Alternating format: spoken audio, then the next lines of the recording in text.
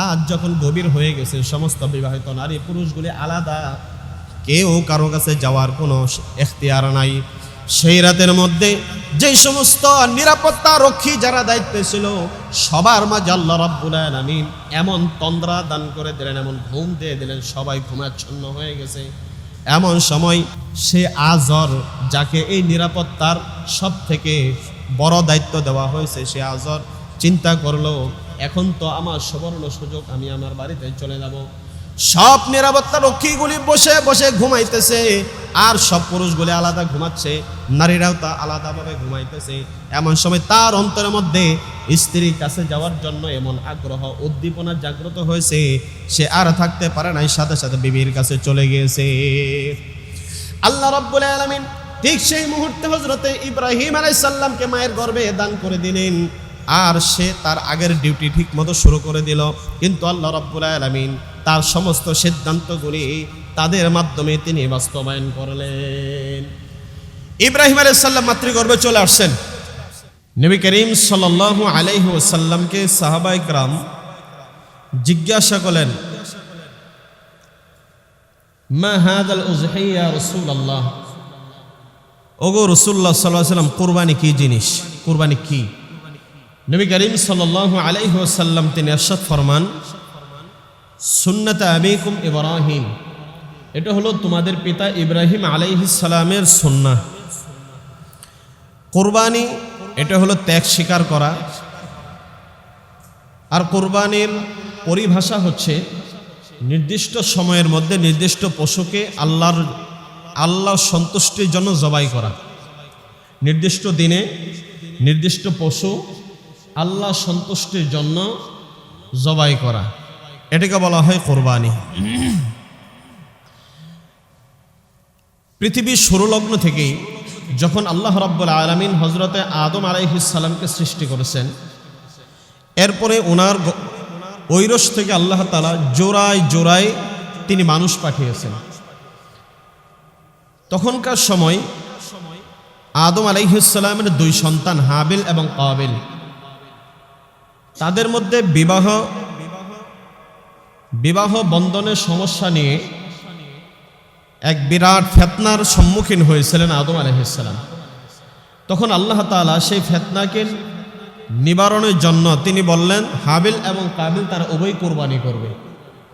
যার কোরবানি কবুল হবে, আল্লাহ রাব্বুল আলামিন তিনি বললেন তারা একটা খোলা মাঠের মধ্যে তারা দুইজনে দুইটা পশু জবাই করে রেখে আসবে। যার কোরবানি আল্লাহ তাআলা কবুল করবেন, আসমান থেকে এক খণ্ড আগুন গিয়ে সে জবাইকৃত পশুটাকে পোড়ায়া ছাই করে দেবে, তাহলে বুঝবে তার কোরবানিটা কবুল হয়েছে। আল্লাহ তাআলা যেভাবে বললেন ঠিক সেভাবেই হাবিল এবং কাবিল ওনারা কোরবানি করলেন। এর মধ্যে যারটা কবুল হয়েছিল আল্লাহ তাআলা তারটা সে আলামত দেখায় দিলেন। অর্থাৎ কোরবানি এটা মানব সৃষ্টির শুরু থেকে আল্লাহ তাআলা রেখে দিয়েছিলেন, কিন্তু পর্যায়ক্রমে বিভিন্ন সময় আল্লাহ তাআলা তার পদ্ধতি বিভিন্নভাবে তিনি দিয়েছেন। আমাদের জাতির পিতা হযরতে ইব্রাহিম আলাইহিস সালাম, আল্লাহ রাব্বুল আলামিন ওনাকে এমন এক সময় পৃথিবীতে পাঠাইলেন, যেই সময় সারা পৃথিবীতে আল্লাহকে এক রব হিসেবে স্বীকার করবে, তাওহীদের উপরে আছে মানুষ, এমন কোনো মানুষ ওই জামানার মধ্যে পৃথিবীতে ছিল না। সারা পৃথিবীতে কুফর আর শিরকিয়াতের রাজত্ব চলতেছিল। সেই কুফরিয়তের রাজ্যের, সেই মুশরিক রাজ্যের মুশরিক হলো বাদশা নমরুদ। আমরা তো নাম সবাই শুনেছি ভাই, নাম কি? বাদশা নমরুদ। নমরুদ এক রাতে স্বপ্নে দেখলো যে এমন একটা মানুষের জন্ম হয়েছে এই পৃথিবীতে, যার হাতে তার সকল ক্ষমতা এবং রাষ্ট্র ব্যবস্থা সব কিছু ধূলিসাৎ হয়ে গেছে। এই স্বপ্ন দেখার পর তার শরীরের মধ্যে অস্থিরতা কাজ করতেছে, কি করা যায়। সাথে সাথে সারা দেশের মধ্যে সব থেকে জ্ঞানী, বুদ্ধিজীবী, জ্যোতিষী যারা, তাদেরকে তিনি ডাকলেন। ডাকার পরে এই স্বপ্নের কথা বললেন। বলল যে হ্যাঁ, আপনি যে স্বপ্ন দেখেছেন সেই স্বপ্ন বাস্তবায়নের যে তারকা, সেই তারকা আসমানে উদিত হয়েছে। সেই তারকা আমরা দেখতেছি, জ্যোতিষী গণনা করে দেখে যে সেই তারকা আসমানে উঠছে, এটার উদ্দেশ্য হলো পৃথিবীতে এমন এক আদম সন্তানের জন্ম হবে যার হাতে আপনার রাষ্ট্র ব্যবস্থা সব ধ্বংস হয়ে যাবে। এটা ফয়সালা হয়ে যাওয়ার পর নমরুদের চিন্তা আসলো, তাহলে সেই সন্তানকে পৃথিবীতে আসার থেকে ঠেকাইতে হবে। কি করতে হবে? কি করা যায়? এখনকার মতো তো তখন আর আধুনিক পরিবার পরিকল্পনা সিস্টেম ছিল না। তখনকার সময়ে পরিবার পরিকল্পনা সিস্টেমের জন্য তারা চালু করলো যে বিবাহিত সকল স্বামী স্ত্রী নারী পুরুষ তারা আলাদা আলাদা ভাবে বসবাস করবে, অবস্থান করবে। আমার মুসলমান বন্ধুগণ, আল্লাহ রাব্বুল আলামিন তিনি যেই ফয়সালা করে দিয়েছেন সেই ফয়সালা চিরন্তন হয়ে থাকবে পৃথিবীতে, সেই সিদ্ধান্ত বাস্তবায়ন হবে। আল্লাহ সিদ্ধান্তের বাহিরে গিয়ে কোনো মানুষ কোনো কাজ করবে তা কখনো হতে পারে না। আল্লাহ যা ইচ্ছা করেন তা তিনি বাস্তবায়ন করেন। আল্লাহর ইচ্ছার বিরুদ্ধে পৃথিবীর কোনো কিছুই চলতে পারে না। আল্লাহ তাআলা ইচ্ছা করলেন হযরত ইব্রাহিম আলাইহিস সালামকে তিনি দুনিয়াতে পাঠাবেন, কিন্তু এই দিক থেকে নমরুদ তার বিরোধিতা শুরু করলো। সে সিস্টেম হিসেবে চালু করলো যেন সেই মহামানব পৃথিবীতে আগমন করতে না পারে। এই জন্য সকল প্রকারের যত নারী পুরুষ বিবাহিত ছিল সমস্ত বিবাহিত নারী পুরুষদেরকে সে আলাদা করে দিল। এই বিশাল দায়িত্বের জন্য, এই বিশাল কাজটাকে সম্পাদন করার জন্য, পরিচালনা করার জন্য এমন এক ব্যক্তিকে দায়িত্ব দিলেন, তার নাম হলো আজর। ইতিহাসের মধ্যে তার নাম আরেকটা পাওয়া যায় তারেক, তারেক একটা নাম পাওয়া যায়, তার আরেক নাম হলো আজর। এই আজরকে দায়িত্ব দিল, তুমি আজ রাতে সমস্ত নারী পুরুষদেরকে আলাদা করে দাও। বিবাহিত নারীরা তারা আলাদা থাকবে, বিবাহিত পুরুষরা তারা আলাদা থাকবে, তারা যেন একত্রিত হতে না পারে। আর এই দিক থেকে আরেকটা 144 দ্বারা জারি করে দিয়েছে সারা দেশের মধ্যে। নবজাতক আজকে থেকে যত আদম সন্তান জন্মগ্রহণ করবে সমস্ত ছেলে সন্তানদেরকে হত্যা করে দেওয়া লাগবে।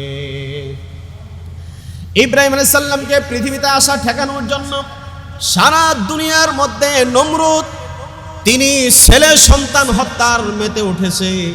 সমস্ত সন্তানদেরকে ওই রাতে ওই দিনের মধ্যে যত ছেলে সন্তান জন্মগ্রহণ করেছে সব ছেলে সন্তানদেরকে সে হত্যা করা শুরু করে দিয়েছে। আর এই দিক থেকে সমস্ত বিবাহিত নারী পুরুষদেরকে আলাদা করে দিয়েছে। আল্লাহ রাব্বুল আলামিন তিনি বলেন, আজ রাতে আমি ইব্রাহিমকে দুনিয়ার বুকে তার মায়ের উদরের মধ্যে পাঠিয়ে দেব। এটার ব্যাপারে আল্লাহ রাব্বুল আলামিন তিনি বলেন, ওয়া মাকারু ওয়া মাকারাল্লাহ ওয়াল্লাহু খায়রুল মাকিরিন।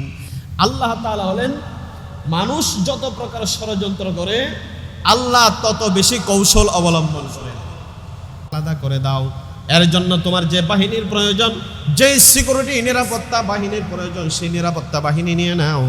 রাত যখন গভীর হয়ে গেছে সমস্ত বিবাহিত নারী পুরুষগুলি আলাদা, কেউ কারো কাছে যাওয়ার কোনো এখতিয়ার নাই।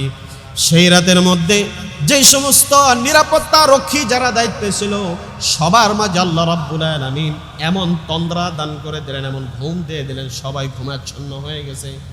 এমন সময় সে আজর, যাকে এই নিরাপত্তার সব থেকে বড় দায়িত্ব দেওয়া হয়েছে, সে আজর চিন্তা করলো এখন তো আমার সুবর্ণ সুযোগ, আমি আমার বাড়িতে চলে যাব।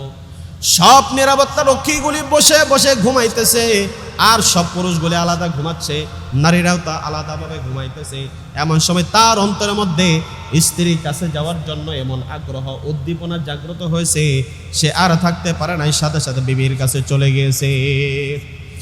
আল্লাহ রাব্বুল আলামিন ঠিক সেই মুহূর্তে হযরতে ইব্রাহিম আলাইহিস সালামকে মায়ের গর্ভে দান করে দিলেন, আর সে তার আগের ডিউটি ঠিক মতো শুরু করে দিল। কিন্তু আল্লাহ রাব্বুল আলামিন তার সমস্ত সিদ্ধান্তগুলি তাদের মাধ্যমে তিনি বাস্তবায়ন করলেন। ইব্রাহিম আলাইহিস সালাম মাতৃগর্ভে চলে আসছেন। যতই দিন যাইতেছে ইব্রাহিম আলাইহিস সালাম মায়ের গর্ভে তিনি বড় হচ্ছেন। 2 মাস 3 মাস 4 মাস 5 মাস 6 মাস যাইতেছে। আর এই দিক থেকে নমরুদের যে একটা মনের মধ্যে আশঙ্কা ছিল যে এক আদম সন্তান পৃথিবীতে আসবে, তার মাধ্যমে আমার সমস্ত ক্ষমতা সবকিছু শেষ হবে, এই আশঙ্কাটা তার দিল থেকে আস্তে আস্তে ভয়টা কেটে গেছে। কিভাবে? যে আমরা তো আজকে রাতে সব নারী পুরুষকে আলাদা রাখছি এবং এখন থেকে নিয়ে যত ছেলে সন্তান জন্মগ্রহণ করেছে সবাইকে আমরা হত্যা করে দিয়েছি, তাহলে তো সেই সন্তান সেই আদম সেই আদম সন্তান পৃথিবীতে আসার আর কোনো সম্ভাবনা নাই। কিন্তু আল্লাহ রাব্বুল আলামিন ইব্রাহিম আলাইহিস সালামের মায়ের গর্ভে ইব্রাহিম আলাইহিস সালামকে তিনি দিন দিন বড় করতেছেন।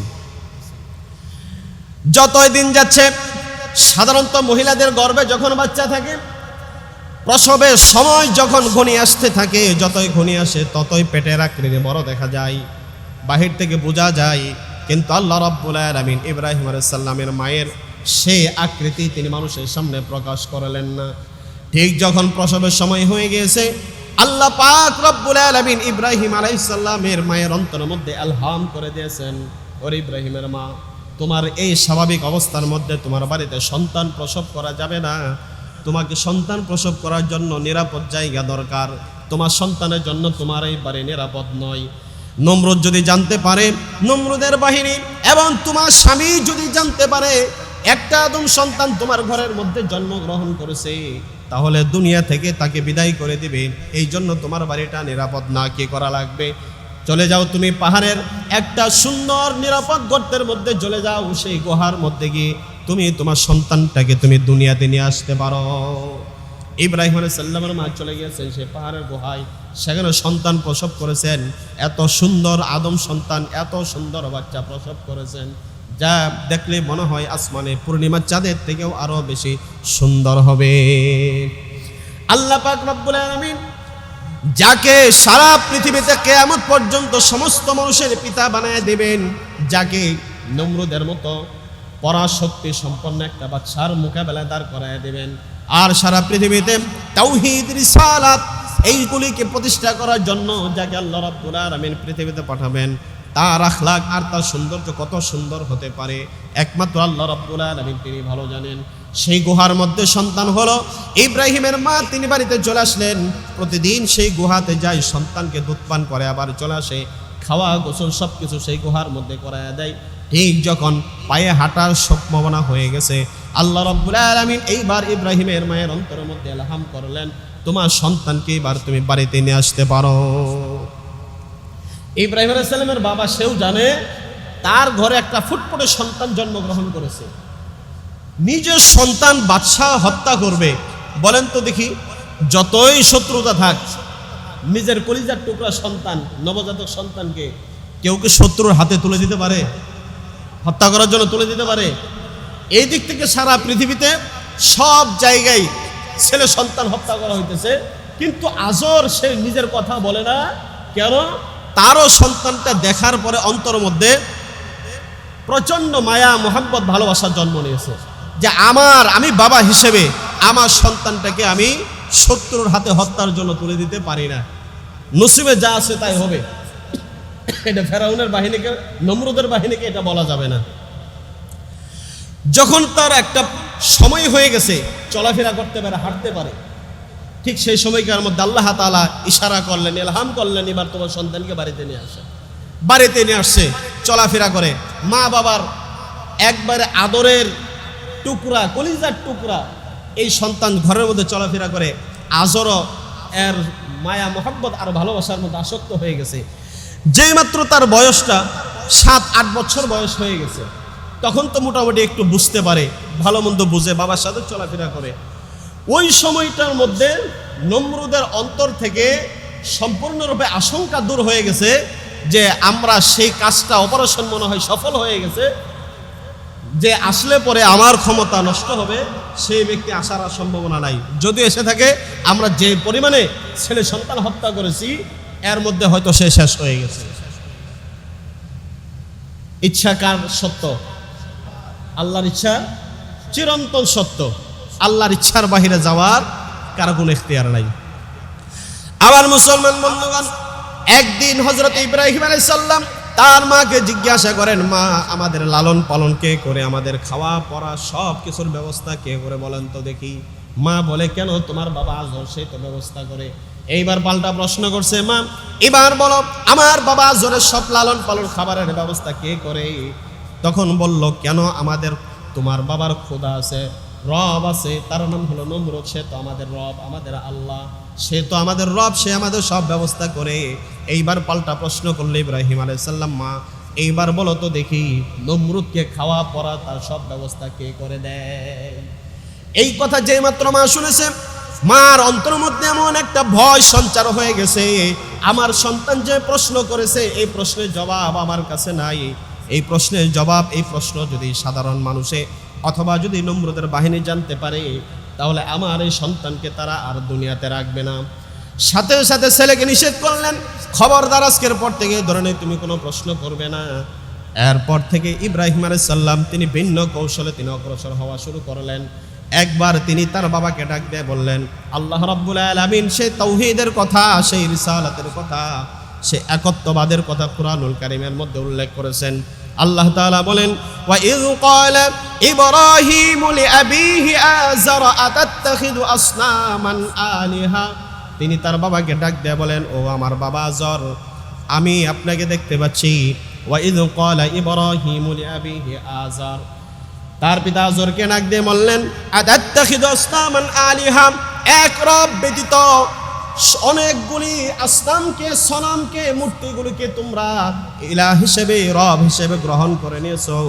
ইন্নী আরাকা ওয়া কওমাকা ফি দালালিম মুবিন, আমি তোমাকে এবং তোমার জাতিদেরকে দেখতে পাচ্ছি তারা স্পষ্ট পথভ্রষ্টতার মধ্যে, গুমরাহের মধ্যে রয়েছে। কারণ অনেকগুলি রব তোমরা মানো, এক রব আল্লাহকে তোমরা বাদ দিয়েছো। এক রবকে বাদ দিয়ে তুমি যে আমার পিতা, তুমি অনেকগুলি মূর্তিকে তুমি গ্রহণ করেছো, অনেকগুলি ইলাহকে তুমি গ্রহণ করে নিয়েছো, আমার রব এক আল্লাহকে তুমি বাদ দিয়েছো। ইব্রাহিম আলাইহিস সালাম ছোট্ট মানুষ যখন এই কথা বলছে, কারণ আল্লাহ তাআলা বলেন, আমার ইব্রাহিমকে দুনিয়ার মধ্যে তাওহীদের পরিচয় করায় দিবে, আমি রবের সাথে পরিচয় করায় দিবে, তাকে তাওহীদ শিখাবে, এমন মানুষ পৃথিবীতে নাই। তাহলে আল্লাহর সাথে পরিচয় করায় দেওয়ার জন্য, রবের সাথে তাওহীদের পরিচয় করায় দেওয়ার জন্য এখানে শিক্ষক হিসেবে আল্লাহ রাব্বুল আলামিন তিনি নিজেই দায়িত্ব পালন করেছেন। সুবহানাল্লাহ বিহামদি। এমন পিতা সন্তান আমরা, আমাদের পিতাকে স্বয়ং আল্লাহ তাআলা তিনি তার বান্দাকে, আমাদের পিতাকে তিনি তাওহীদ শিখিয়ে দিয়েছেন। সুবহানাল্লাহ বিহামদি। আল্লাহ তাআলা ইব্রাহিম আলাইহিস সালামকে কিভাবে তাওহীদ শিখালেন? কারণ তাওহীদের শিক্ষার জন্য পৃথিবীতে কোনো মানুষ আর নেই, সব মানুষ কুফর আর শিরকের মধ্যে লিপ্ত রয়েছে। আল্লাহ রাব্বুল আলামিন তিনি বলেন, ওয়া কাযালিকা নুরি ইব্রাহিমা মালাকুতাস সামাওয়াতি ওয়াল আরদি ওয়ালিয়াকুনা মিনাল মুকিনিন। আল্লাহ তাআলা বলেন, এমনি ভাবে আমি ইব্রাহিমকে দেখাইলাম আসমান আর জমিনের আশ্চর্যজনিত জিনিসগুলিকে তাকে দেখাইলাম। কে কারণে আমি তাকে দেখাইলাম? লিয়াকুনা মিনাল মুকিনিন, যাতে করে সে বিশ্বাসী বান্দা হতে পারে।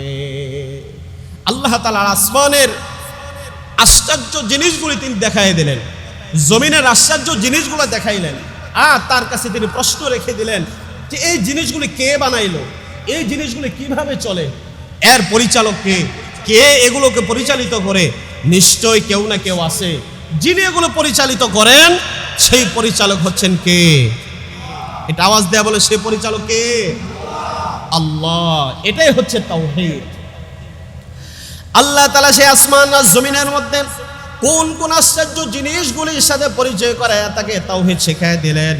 আল্লাহ তাআলা তিনি বলেন, ফালাম্মা জান্না আলাইহিল লাইলু রাআ কাওকাবা, রাত্রে যখন হয়ে গেল, ওই জামানার মধ্যে মানুষগুলি পাথরে বানানো মূর্তিদের পূজা করত, মাটির বানানো মূর্তির পূজা করত, সূর্যের পূজা করত, চন্দ্রের পূজা করত, তারকারাজের পূজা করত। যে যেইটা সামনে পাইতো, বড় কিছু দেখলেই পরে তাকে ভগবান বলতে থাকতো, ঈশ্বর বলতেই থাকতো, বিভিন্ন নামে তারা ডাকতেই থাকতো। এমন সময় তারা এক জাতি ছিল, তারা আসমানের তারকার পূজা করত। তারকার পূজা করত কি কারণে? তারা দেখতো যে এত বিশাল মহাশূন্যের ভিতরে এত সুন্দর ঝিকিমিকি সুন্দর তারকা দেখা যায়, মনে হয় এইগুলি আমাদের রব হবে। তার সেই তারকার কাছে তারা সব কিছু ভালো মন্দ তার কাছ থেকে চেয়ে নিত। ইব্রাহিম আলাইহিস সালামের ব্যাপারে আল্লাহ তাআলা তিনি বলেন, ফালাম্মা জান্না আলাইহিল লাইলু রাআ কাওকাবা, ইব্রাহিমের উপর যখন রাত্রির অন্ধকার আচ্ছন্ন করে নিয়েছে, ওই সময় তিনি আসমানের দিকে তাকায় দেখে সুন্দর ঝিকিমিকি তারকাগুলি দেখা যায়। সুন্দর তারকাগুলি টিম টিম করে মহাশূন্যের মধ্যে গভীর অন্ধকারের মধ্যে আসমানের দিকে তাকাইলে পরে সুন্দর সুন্দর তারকাগুলি দেখা যায়। ইব্রাহিম আলাইহিস সালামকে আল্লাহ তাআলা প্রশ্ন রাখলেন, ক্বালা হাযা রাব্বি। ইব্রাহিম আলাইহিস সালাম বলেন, এটাই আমার রব হবে। এত সুন্দর তারকা দেখা যায়, এটাই আমার রব হবে। তিনি সারা রাত তারকার দিকে তাকায় থাকলেন, রব হবে এই চিন্তা ভাবনা করে আল্লাহ রাব্বুল আলামিন তাকে তাওহীদ শেখায় দিলেন, দেখতেই থাকো কি হয়। রাত যখন শেষে চলে আসছে, যখন রাত্রি শেষ ভাগে চলে আসছে, আস্তে আস্তে সুবহে সাদেক হয়ে গেছে, তিনি লক্ষ্য করে দেখলেন ফালাম্মা আফালা, সেই তারকাগুলি আস্তে আস্তে সবগুলি নিমজ্জিত হয়ে গেল। দিনের আলো ফুটে উঠেছে, আসমানে তারকা আর একটাও দেখা যায় না। এখন কি করা যায়? তিনি সিদ্ধান্ত নিলেন, ক্বালা উহিব্বুল আফিলিন। আর তিনি বলতে থাকলেন, ক্বালা হাযা রাব্বি, এটা আমার রব হবে। এই কথা তিনি যখন বললেন, আল্লাহ পাক রব্বুল আলামিন তিনি বললেন, ইব্রাহিম তুমি লক্ষ্য করতেই থাকো, খেয়াল করো। তিনি লক্ষ্য করতে লাগলেন, যেই মাত্র রাত্রে একদম শেষ ভাগে চলে আসছে, সারা রাত ছিল এত সুন্দর চাঁদের আলো, যেই মাত্র সূর্যের আলো ফুটে উঠেছে, সুবহে সাদেক হয়ে গেছে, এমন সময় তিনি দেখতে পেলেন ফালাম্মা আফালা, আজকে এই এত সুন্দর বিশাল চাঁদের আলোটাকেও চাঁদটাকেও বিলীন হয়ে গেল, নিমজ্জিত হয়ে গেল।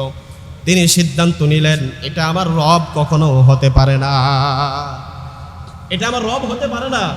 এত সুন্দর আলো থাকলো সারা রাত, আমি তার দিকে তাকায় থাকলাম, কিন্তু এখন যেই মাত্র দিনের আলো ফুটে উঠেছে, এমন সময় এই বিশাল চাঁদের আলোটাও বিলীন হয়ে গেল, চাঁদটাও বিলীন হয়ে গেল, নিমজ্জিত হয়ে গেল। অতএব এটা আমার রব হতে পারে না। তিনি ডাক দিলেন, অদৃশ্য সেই রবের দিকে তিনি ডাক দিয়ে বললেন, ক্বালা লা ইন লাম ইয়াহদিনি রাব্বি লাকুনান্না মিনাল কওমিদ দাল্লিন। ও আমার মালিক, আমার রব যিনি রয়েছেন, আপনি যদি আমাকে সঠিক পথ না দেখান, আমাকে হেদায়েতের পথ যদি আপনি না দেখান, তাহলে তো লাকুনান্না মিনাল কওমিদ দাল্লিন, আমি পথভ্রষ্ট জাতিদের অন্তর্ভুক্ত হয়ে যাব। তাহলে তো আমি পথভ্রষ্ট জাতির অন্তর্ভুক্ত হয়ে যাব।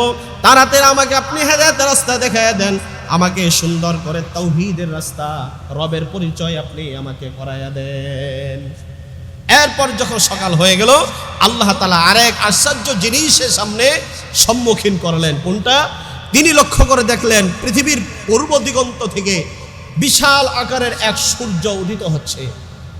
আল্লাহ তাআলা বলেন, ফালাম্মা রাআশ শামসা বাযিগাত, এক ঝকমকে বিশাল সূর্যকে আমি ইব্রাহিম সালামকে দেখায় দিলাম।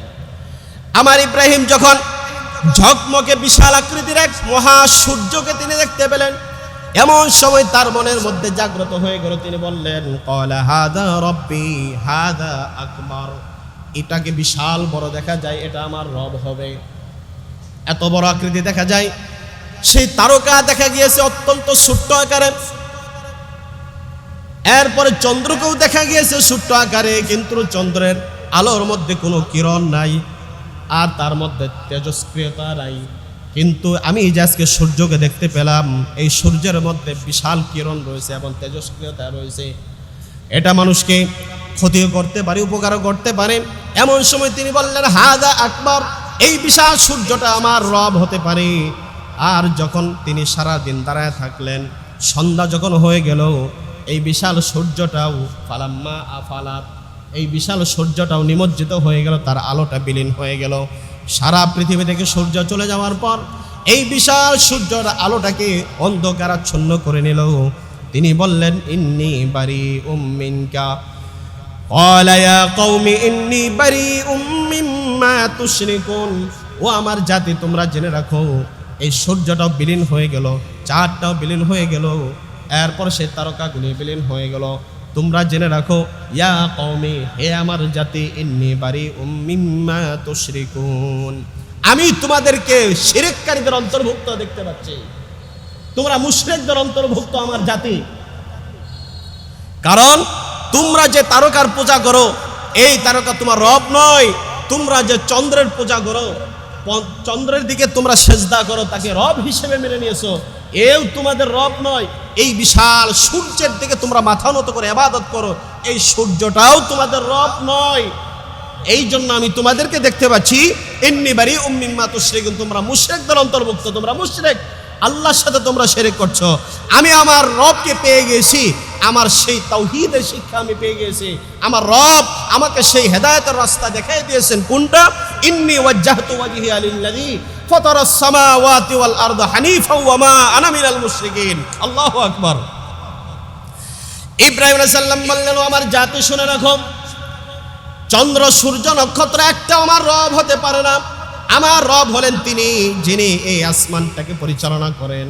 আমার রব হচ্ছেন তিনি এই তারকাগুলিকে যিনি বানিয়েছেন এবং যিনি পরিচালনা করেন।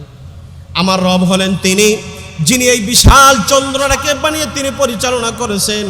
আমার রব হলেন তিনি এই বিশাল সূর্যটাকে বানিয়ে তিনি পরিচালনা করেন। তিনি হচ্ছেন আমার রব। আমি সেই রবের দিকে মুতাওয়াজ্জহ হয়ে গেলাম।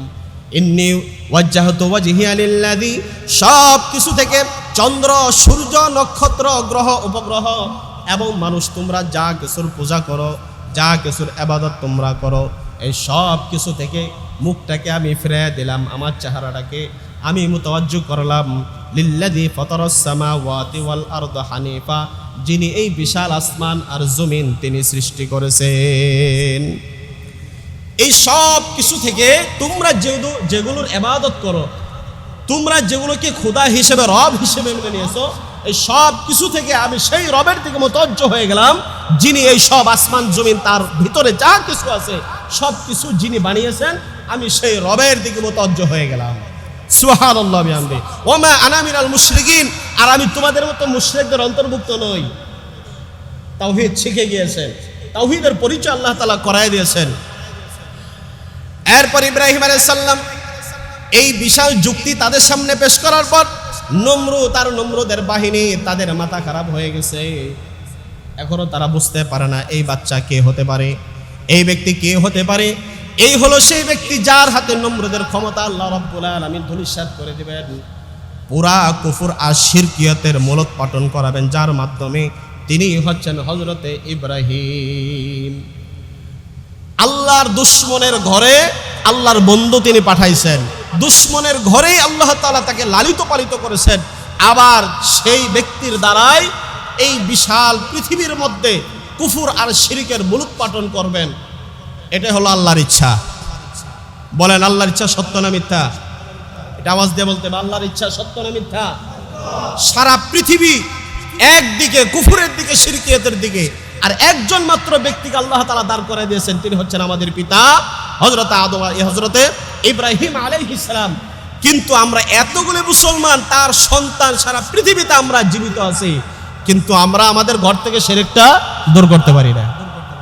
আমাদের ইবাদতের মধ্যে শিরক হচ্ছে, আমাদের চলাফেরা কথাবার্তার মধ্যে শিরক হচ্ছে, এবং কি তাওহীদের কথা বলাও যায় না। কেন বলা যায় না? ধর্ম নিরপেক্ষতা মতবাদ আছে, কি আছে? কথা বলেন না কেন?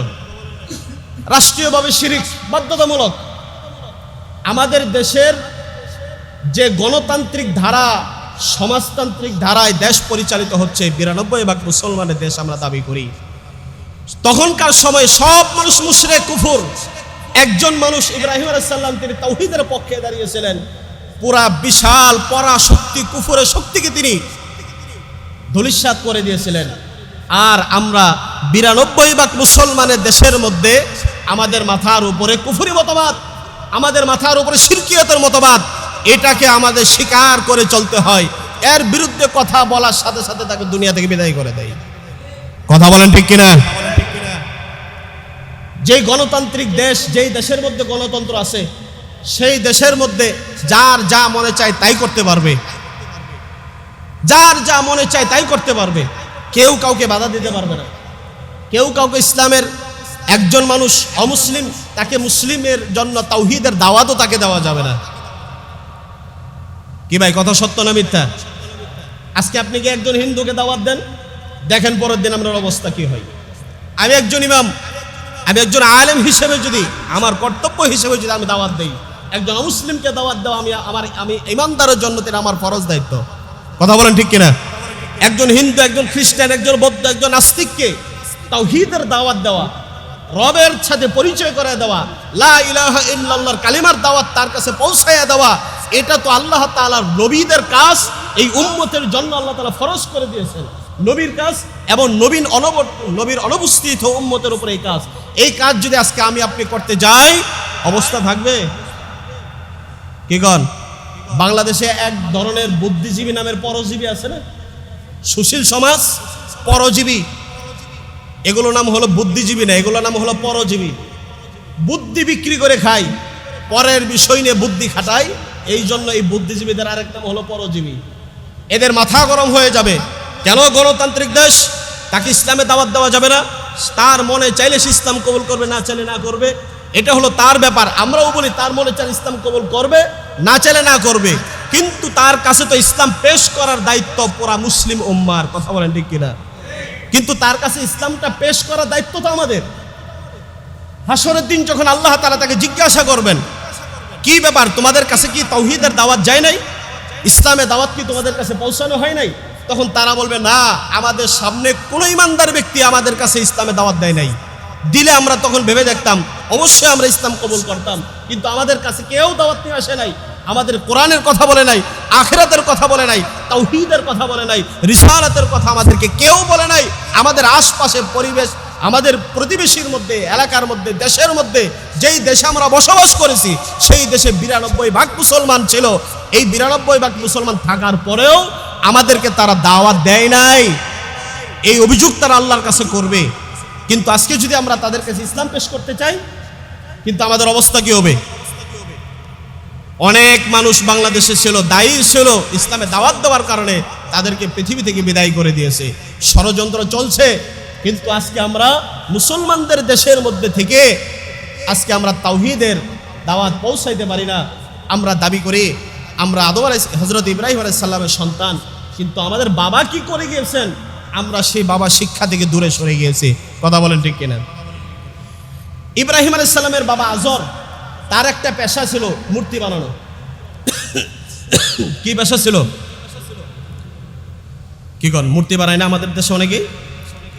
মূর্তি শুধুমাত্র হিন্দুরা বানায়? দুর্গা পূজা, কালী পূজা, সরস্বতী পূজার সময় কি হিন্দুরা শুধু মূর্তি বানায়? কথা বলেন, মুসলমানরা মূর্তি বানায় কি বানায় না? মুসলমানরা মূর্তি বানায় কি বানায় না? বিশাল বিশাল ভাস্কর্য নামক মূর্তি বানাইতেছে রাস্তার মোড়ে মোড়ে, আছে না নাই?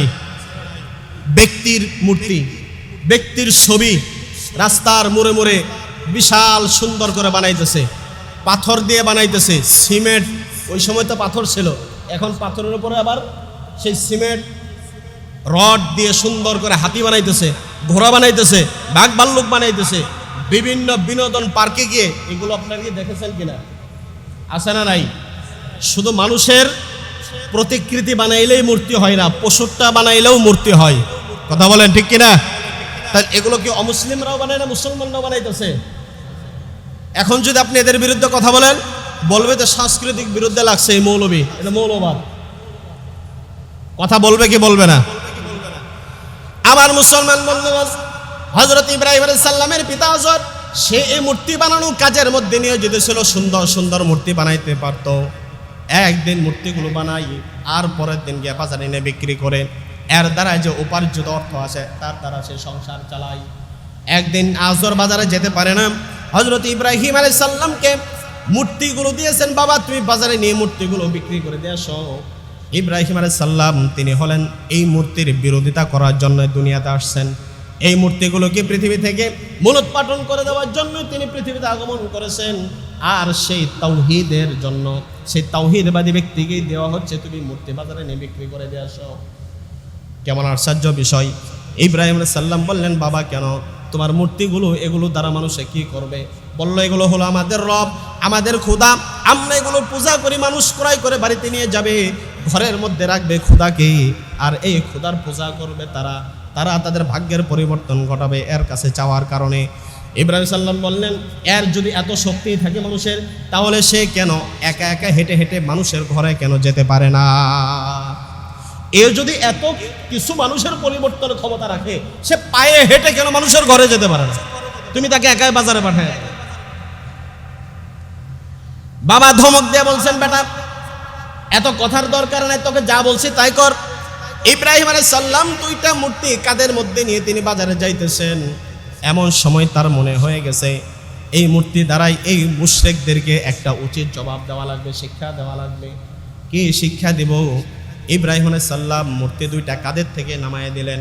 নামানোর পর পায়ের মধ্যে রশি দিয়ে বেঁধেন, এবড়ো থেবড়ো রাস্তা, খালা খন্দকে ভর্তি রাস্তার ভিতর দিয়ে পায়ে হেঁটে তিনি যাচ্ছেন, আর পায়ের মধ্যে রশি লাগায় দেয়া মূর্তিগুলোকে টেনে হেসড়ে বাজারে নিয়ে যাচ্ছেন। পাথরের আঘাতে মূর্তিগুলো একটা পা ভেঙে গেছে, হাত ভেঙে গেছে, একটা নাক নাই, আরেকটার কান নাই। এই ভাঙা মূর্তিগুলো নিয়ে বাজারে ওঠানো হয়েছে। বাজারে সব মানুষগুলি ভালো ভালো মূর্তিগুলো খুঁজে আস্তে আস্তে এক পর্যায়ে ইব্রাহিম আলাইহিস সালামের কাছে আসছে। আসার পরে বলে, বেটা, এই মূর্তিগুলো এই বেহাল দশা কেন? এই ভাঙা মূর্তি বাজারে কে নেবে? এত সুন্দর করে বানানো মূর্তিগুলো বাজারে বিক্রি হচ্ছে, তার তুলনায় তো এই মূর্তিগুলো তোমার একটাও বিক্রিও হবে না। এইগুলি বাজারে কেউ কিনবে না, তুমি এগুলো বাজার থেকে নিয়ে যাও। ইব্রাহিম আলাইহিস সালাম বললেন, কেন নিবে না? কি সমস্যা এদের বলো তো দেখি। এই মূর্তিগুলো নিয়ে তোমরা বাড়িতে গিয়ে এর ইবাদত করো, তার সামনে তোমার খাবারগুলি দাও, এবং সে তোমাদের ভালো মন্দ, ভাগ্য, সন্তান দেওয়া সব কিছু থেকে নিয়ে সব কিছু এই সব তোমাদেরকে দিয়ে থাকে, কেন তোমরা তাকে নেবে না? বলল যে ভাঙা জিনিস আমরা বাজার থেকে কিনি না।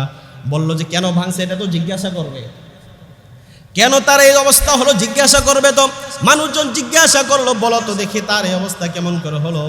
তিনি বললেন, আমি বাড়ির থেকে যখন মূর্তিগুলোকে, তোমাদের খোদাগুলোকে কাঁধে করে নিয়ে বাজার আসতেছিলাম, পথির মধ্যে যখন চলে আসছে দুইটা একটার একটার সাথে তর্ক লাগাই দিছে, কথা কাটাকাটি। এক পর্যায়ে আমার ঘাড়ের থেকে দুইটা মূর্তি লাফ দিয়ে মাটিতে নেমে গেছে। নামার পরে এমন অবস্থা, কিল ঘুষে আর মাই শুরু হয়ে গেছে। আমি এত চেষ্টা করলাম, দুইটা খোদাকে আমি কখনো থামাইতে পারি না। এক পর্যায়ে একজন আরেকজনের সাথে মারামারি করতে করতে, যে হাত ভেঙে গেছে সে তো আর মারামারি করতে পারে না, কান ভেঙে গেছে, নাক ভেঙে গেছে, পা ভেঙে গেছে, মারামারি করতে পারে না। এই মারামারি ছাড়াইতে আমি বাজারে দেরি করে আসছি, এই অবস্থার মধ্যে নিয়ে আসছি। এখন তোমাদের খোদাদেরকে তোমরা বাড়িতে নিয়ে যাও। লোকজনগুলো আশ্চর্য হয়ে জিজ্ঞাসা করলো, আরে বোকা বালক, বলো কি এর ভিতরে তো বিন্দু পরিমাণ কোনো প্রাণের সঞ্চার পর্যন্ত নাই, এই কিভাবে মারামারি করবে? অযৌক্তিক কথা তুমি আমাদেরকে কিভাবে শেখাও? কিভাবে তুমি আমাকে অযৌক্তিক কথাগুলি বলো? এই মারামারি কিভাবে করবে? এটাই তো আমরা এই মাটি দ্বারা বানিয়েছি, পাথর দ্বারা বানিয়েছি। এরপর ইব্রাহিম সাল্লাম তাদের মুখ থেকে এই কথাটা বাহির করার জন্য তিনি এমন এই কাণ্ড ঘটাইলেন।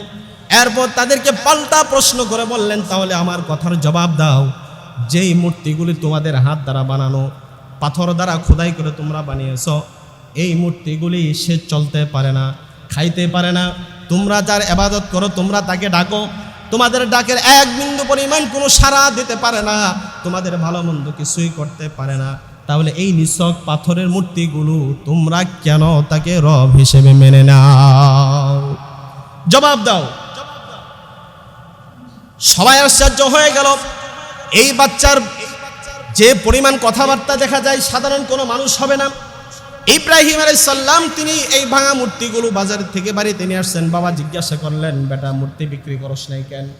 বলল যে তোমার যে খোদাদেরকে আমার কাঁধের উপরে চড়াইয়া দিয়েছ, রাস্তা দিয়ে যাওয়ার সময় দুই খোদায় তর্ক করে মারামারি লাগাইয়া দিছে, মারামারি করে তাদের এই বেহাল অবস্থা হয়েছে, এই খোদাদেরকে তার বান্দারা আর কিনে না।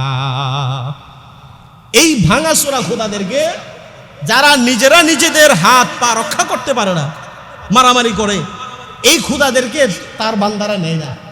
অতএব তোমার খোদা তুমি বানাইছো, তুমিই নাও। এই খোদা বাজারে বিক্রি হয় না। আজর জিজ্ঞাসা করে, বেটা বলস কি? আমি তো তাকে বানাইলাম, এর ভিতরে প্রাণের সঞ্চার নাই, প্রাণ নাই, সে কিভাবে মারামারি করতে পারে? ইব্রাহিম সালাম বললেন, এই কথার জন্যই আমি তোমাকে বললাম, যেই বস্তু, এই জড়বস্তু, সে কখনো কারো কোনো উপকার পৌঁছাইতে পারে না। কেন তোমরা বুকার মতো এই পাথরে বানানো, হাতে মাটি দিয়ে বানানো এই বস্তুর কেন তোমরা ইবাদত করো? কেন তোমরা তার ইবাদত করো? ইব্রাহিম আলাইহিস সালাম এই প্রশ্নের জবাব দেওয়ার পর আজরে চিন্তা করে দেখলো, আমার এই সন্তান তো সাধারণ কোনো মানুষ নয়। এখন যত দিন যাইতেছে আমাদের ধর্মের উপর আঘাত করে, আমার ধর্মীয় স্বাধীনতার উপর আঘাত করে। কথা বলেন ঠিক কিনা? আমি হলাম ধর্মনিরপেক্ষ মতবাদের মানুষ, আমার ধর্মীয় স্বাধীনতা আছে, আমি আমার ধর্মকে মানি, আমার ধর্মের উপরে কেন আঘাত করে কথা বলে? ইব্রাহিম সাল্লাম তাকে আঘাত দিয়ে কথা বলে নাই। কিন্তু ওই সমস্ত ধর্মনিরপেক্ষতা মতবাদের মানুষগুলি নিজেদের ধর্মকে অবমাননা করার কথা নিজেরাই স্বীকার করে নেয়। যুগে যুগে পরিবর্তন হয়েছে শিরকিয়াতের অবস্থা, কুফরের অবস্থা যুগে যুগে পরিবর্তন হয়েছে। তখন থেকে নিয়ে পরিবর্তন হতে হতে এখন পর্যন্ত আসছে, তার নাম হলো কি? ধর্মনিরপেক্ষতা মতবাদ। এটা আমাদের সংবিধানে লেখা। ৭২ সংবিধান আছে না ভাই? এই ৯২ ভাগ মুসলমানের দেশে ৭২ সংবিধান লেখা হয়েছে। সেখানে লেখা আছে 4টা মূলনীতি: গণতন্ত্র, সমাজতন্ত্র, জাতীয়তাবাদ এবং ধর্মনিরপেক্ষতা মতবাদ। এই 4 মূলনীতির উপরে আমাদের বাংলাদেশ এবং বাংলাদেশের সংবিধান টিকে আছে। কি ভাই, কথা বুঝতেছেন?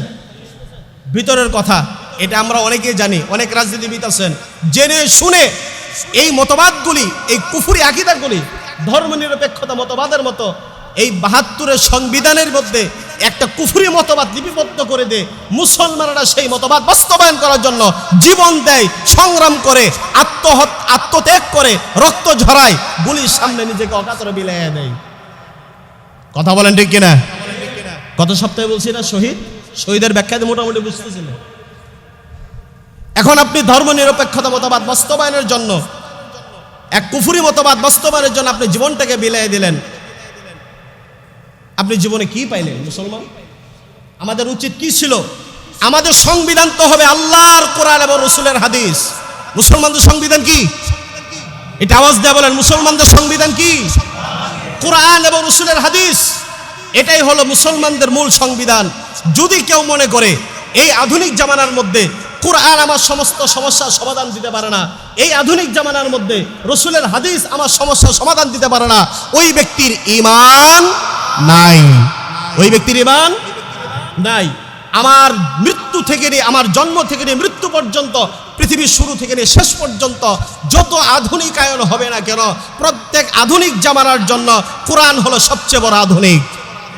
এর থেকে বড় আধুনিক কিতাব পৃথিবীতে আর ছিলও না, আর আসবেও না। রসুল হলো সবচেয়ে বড় আধুনিক, রসুল হলো সবচেয়ে বড় বৈজ্ঞানিক, রসুল হলো সবচেয়ে বড় সংস্কারক, রসুল হলো সবচেয়ে বড় মানবতার জেনেওয়ালা। এর থেকে বড় সংস্কারক পৃথিবীতে আর আসবে না, এর থেকে বড় মানবতা পৃথিবীতে আর আসবে না, এর থেকে সুন্দর সমস্যার সমাধানকারক পৃথিবীতে আর আসবে না। মানুষ যত নিজের তৈরি মতবাদ বাস্তবায়ন করবে, মানুষ তত বিপদের মধ্যে পড়বে, যার প্রমাণ আস্তে আস্তে মানুষ পৃথিবীতে এখন বুঝতেছে। কথা বলেন ঠিক কিনা? এই জন্য সম্মানিত হাজিরিন, আমরা আমাদের পিতা হযরত ইব্রাহিম আলাইহিস সালাম যেইভাবে তাওহীদ শিক্ষা দিয়েছেন, সেই তাওহীদের উপর আমাদের উঠতে হবে, সেই তাওহীদ আমাদের শিখতে হবে, সেই তাওহীদের উপর আমাদের জীবন পরিচালনা করে সেই তাওহীদ জমিনের মধ্যে দুনিয়াতে বাস্তবায়ন করতে হবে। আল্লাহ তাআলা আমাদেরকে তৌফিক দান করে বলেন আমিন। ওয়া আখির দাওয়ানা আলহামদুলিল্লাহি রাব্বিল আলামিন।